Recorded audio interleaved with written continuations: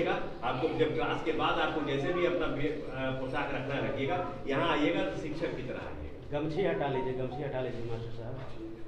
आपको तो ये भी नहीं समझ में आता है कि जब कोई इंस्पेक्शन के लिए आ रहा है तो आपको किस तरीके से तैयारी करके रखना है।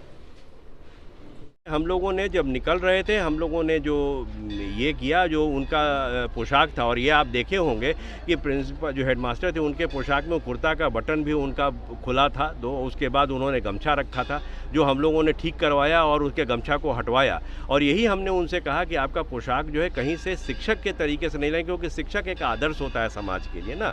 बच्चियाँ या बच्चे जो पाठशाला में शिक्षा ग्रहण करते हैं वो उनको अपना आदर्श मानते हैं। उसके तहत उनको कम से कम अपने जो शैली है, कुर्ता पैजामा से हमारा कोई विरोध नहीं है। हमारे साथ तो वहाँ जनप्रतिनिधि भी थे, जो मुखिया जी थे उसके, वो हम कभी नहीं कुछ कहा, और वो मुखिया जी बल्कि नाराज़ दिखे। आपने देखा होगा कि वो शिक्षक की जो प्रधान शिक्षक थे उनकी शैली से।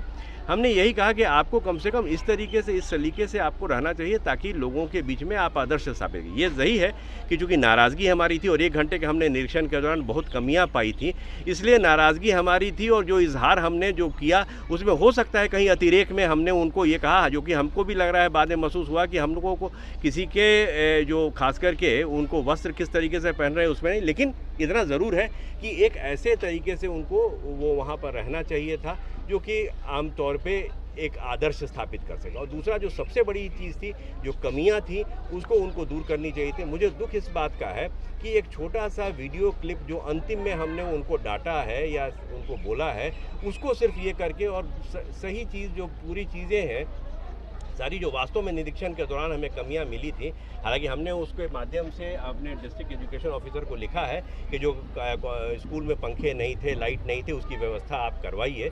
लेकिन ये चीज़ को जो वहाँ पर निरीक्षण के दौरान जो कमियां पाई गई थी उसको पूर्ण परिप्रेक्ष्य में देखना चाहिए था ताकि कि सही स्थिति का आकलन हो।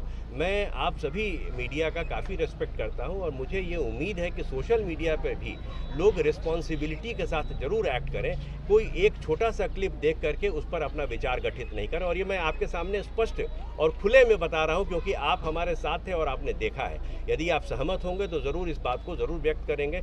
मेरा एक ही दुख है इस बात का, क्योंकि अगर आगे जाने के वक्त अगर हम कोई निरीक्षण के दौरान कभी करते हैं तो इस तरीके की बात होगी कि अब हम लोगों के स्तर के पदाधिकारी को, जो कि सरकार का आदेश है कि निरीक्षण करना है, तो कोई कमी नहीं उजागर करें, तो ये उचित नहीं है। हम लोग जाएंगे, वहाँ जा कर के कमी को देखेंगे तो ज़रूर व्यक्त करेंगे, लेकिन कोई एक छोटे से इशू को लेकर के बड़ा इशू बनाना ये उचित नहीं है। वैसे हम सभी लोगों के साथ हैं और निश्चित रूप से हम चाहेंगे कि लोगों की जो संवेदनशीलता है उसका हम अप्रिशिएट करते हैं। हम चाहेंगे कि लोग संवेदनशील होकर के जो यहाँ की स्थिति है उसमें सुधार में हम लोगों को सहयोग करें।